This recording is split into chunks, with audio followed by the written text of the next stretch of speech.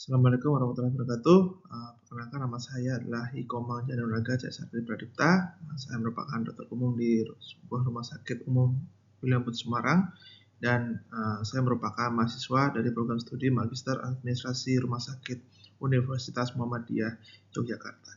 Kali ini kita akan membahas sebenarnya bersumber dari sebuah berita yang tentang manajemen rumah sakit, terutama di bagian tentang pelayanan farmasi.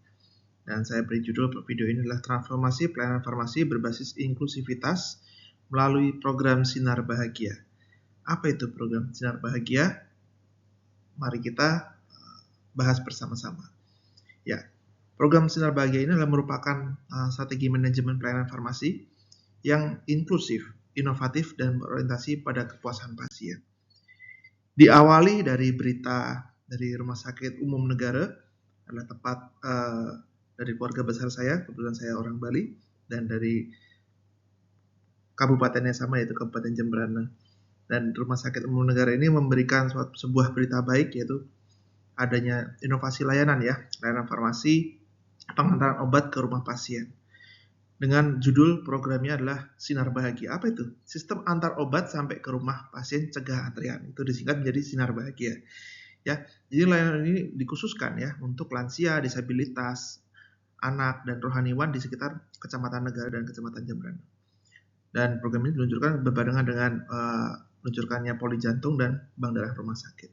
Tujuannya mendekatkan layanan, mengurai antrean, dan meningkatkan akses dan mutu pelayanan farmasi. Nah, tujuannya ini diharapkan bisa mendatangkan kepuasan dan kesetaraan dari pelayanan dari farmasi dan mendukung aksesibilitas pelayanan farmasi ke semua kalangan. Mari kita bahas dari latar belakang masalahnya. Ya, di sini kita melihat kita sudah mengetahui bahwa standar kesehatan di Indonesia itu sudah mulai meningkat ya, sehingga banyak juga meningkatnya pasien yang lansia dan juga penyakit-penyakit kronis juga cukup mulai banyak, sehingga pasien-pasien itu membutuhkan pelayanan yang berkelanjutan. Juga ada kelompok-kelompok rentan lainnya seperti orang-orang dengan disabilitas itu juga mengalami hambatan dalam mengakses pelayanan farmasi. Dan program Sinar Bahagia ini diharapkan menjawab tantangan tersebut dengan pendekatan layanan yang berpusat pada pasien atau pasien center care. Dengan meningkatkan kualitas pelayanannya, memperkuat keselamatan pasien, dan mendukung transformasi layanan kesehatan yang saat ini menjadi fokus pemerintah. Dengan demikian, manfaat ini harapnya tidak hanya dirasakan pasien, tapi juga meningkatkan citra dari rumah sakit itu. Kita bahas dari secara metode Fishbone ya. Dari metode Fishbone ini kita lihat kalau dari secara manusia mungkin dari jumlah tenaga yang farmasi yang sangat terbatas dan juga kompetensi pelayanan pada kelompok rentan itu mungkin pada sebagian orang ada masih hal yang baru. Dari secara metode belum tersedia alur pelayanan yang benar-benar mengakomodasi kebutuhan pasien lansia maupun disabilitas. Dari aspek teknologi, pemanfaatan digitalisasi pelayanan itu masih belum optimal. Dari aspek lingkungan masih terdapat hambatan akses bagi pasien tertentu. Dari aspek data kita lihat terjadi peningkatan kunjungan pasien setiap hari dengan proporsi pasien lansia dan penderita penyakit kronis yang cukup tinggi. Akibatnya ya resikonya antrian panjang, waktu tunggu meningkat, dan kepuasan pasien bisa menurun apabila pelayanan tidak bertransformasi. Dan isu ini sangat strategis karena apa? Karena dari hanya waktu antrian saja itu bisa berdampak pada kepuasan pasien yang menurun. Nah, kepuasan pasien menurun bisa berdampak pada citra rumah sakit yang bisa menurun juga. Beban kerja akhirnya pada petugas yang meningkat dan efisiensi juga bisa diturun. Nah, kita coba mengupas ya program Sinar Bahagia ini secara SWOT ya, atau Strengths, Weakness, Opportunities, dan Threat ya. Secara singkatnya kita lihat dari strengths ini sebenarnya kita lihat adanya komitmen dari pimpinan ya. Tenaga kesehatan juga kompeten dan budaya pelayanannya sudah cukup baik. Dari aspeknya weakness-nya ya dari keterbatasan SDM, kita tahu, dan keterbatasan anggaran, serta proses digitalisasi yang belum optimal yang masih perlu dikembangkan lagi. Untuk opportunity-nya yang jelas pasti karena dukungan transformasi digital dan kesehatan nasional, perkembangan teknologinya itu juga semakin meningkat sekarang ya. Sekarang mudah sekali ada perubahan baru, ada penemuan-penemuan baru di bidang teknologi. Terus juga kita lihat meningkatnya kebutuhan masyarakat terhadap pelayanan farmasi yang mudah diakses ya. Jadi sekarang pasien-pasien di luar sana tuh juga prefer atau lebih memilih pelayanan farmasi yang lebih mudah dijangkau seperti yang bisa secara mobile. Sedangkan threat yang pasti jelas kita tahu ada persaingan antar rumah sakit, adanya regulasi yang terus berubah, terus meningkatnya ekspektasi. Nah, ekspektasi masyarakat terhadap kualitas pelayanan, mau dilihat rumah sakitnya mau pemerintah, swasta, semuanya diekspektasikan pelayanannya harus semakin baik terus. Dan dari analisa ini berarti meningkatkan sebenarnya peluang besar dari rumah sakit untuk memanfaatkan kekuatan internal untuk menjawab tantangan-tantangan dari eksternal yang melalui inovasi-inovasi pelayanan seperti ini. Dan dari pelayanan ini, dari program Sinar Bahagia ini, kita lihat dari ketiga keputusan strategis utamanya. Pertama, optimalisasi layanan antar obat melalui program Sinar Bahagia ini. Jadi pasien-pasien lansia, disabilitas, kronis tidak perlu selalu datang ke rumah sakit hanya untuk mengambil obat. Itu sudah keputusan yang sangat bagus, dan kalau bisa dilanjutkan dengan keputusan kedua, yaitu digitalisasi pelayanan farmasi, yaitu dengan melalui implementasi resep elektronik, sistem informasi farmasi yang lebih canggih, dan pemantauan penggunaan obat yang secara digital. Dan ketiga adalah penguatan pelayanan farmasi yang inklusif melalui pelatihan petugas, penyusunan standar pelayanan kelompok rentan, serta peningkatan edukasi kepada pasien. Ini kalau saling melengkapi, itu bahkan meningkatkan efisiensi pelayanan sekaligus memperbaiki pengalaman pasien selama mendapatkan pelayanan di rumah sakit. Dan untuk sasaran utamanya pasti jelas ya, tadi sudah disebutkan sebelumnya bahwa ada pasien lansia, disabilitas. Nah, ini mungkin juga ke anak, rohaniwan, serta penyakit-penyakit yang kronis seperti kebutuhan khusus lainnya.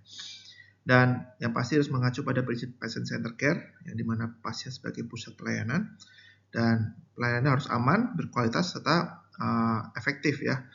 Pemanfaatan sumber daya juga karena keterbatas harus sedemikian efektif, efisien juga dalam tata laksananya, diatur dalam prosedur, serta yang pasti harus ada keberlanjutan program sehingga tidak hanya berjalan 1 atau 2 tahun saja. Jadi kita harus memberikan pengalaman pelayanan yang lebih manusiawi dan mudah diakses, tidak hanya sekedar mengantar obat. Lanjut ya, nilai tambahnya pasti ya, kalau untuk bagi pasien itu pasti pelayanan jadi lebih mudah, kepatuhan minum obat menjadi meningkat sehingga kualitas hidupnya juga meningkat ya. Dan bagi rumah sakit ya pasti ini meningkatkan kepuasan dari pelayanan, sehingga citra rumah sakitnya meningkat dan pelayanannya lebih responsif terhadap kebutuhan pasien. Dan yang pasti ini sangat bagus untuk dicontoh oleh rumah sakit lain, sehingga ini perlu kita coba kalau misalnya kita implementasikan di rumah sakit ya yang belum pernah menggunakan program seperti ini. Ya kita coba pasti harus analisis dulu ya kebutuhan dari pelayanannya seperti apa dari farmasi. Kita lihat dari jumlah pasiennya seperti apa, persebaran pasiennya seperti apa, demografinya seperti apa, lalu kita buat SOP-nya, pembentukan timnya dulu ya pasti juga, lalu setelah sudah lanjut dan dengan sosialisasi dan pelatihan. Dan selanjutnya kita ya bisa dengan tahap piloting ya, sekitar 4-9 bulan. Itu bulan ke-4 sampai bulan ke-9 itu bisa implementasi ya pada kelompok rentan yang mungkin hanya 1-2 dulu sebagai percontohan, terus untuk menggunakan sistem digitalnya sudah mulai jalan dan pasti harus ada monitoring evaluasi. Dilanjutkan kalau sudah berjalan dengan baik, diharapkan bisa langsung maju ke tahap ketiga atau pengembangan. Tidak hanya kelompok 1-2 kelompok rentan, tapi bisa lebih dari itu, mencakup semuanya, dan penguatan lagi dari kemitraan mungkin untuk mempermudah dalam aksesnya ya, seperti tadi mungkin ada paket-paket tertentu dengan pihak pengantar obat, tidak hanya menggunakan dari pihak internal tapi juga bisa dengan mitra dengan eksternal. Terus kalau sudah berjalan pasti harus ada monitoring evaluasinya sehingga ada feedback, terutama juga dari pasien juga di tahap ini penting supaya kita ada perbaikan yang mungkin yang perlu dikembangkan.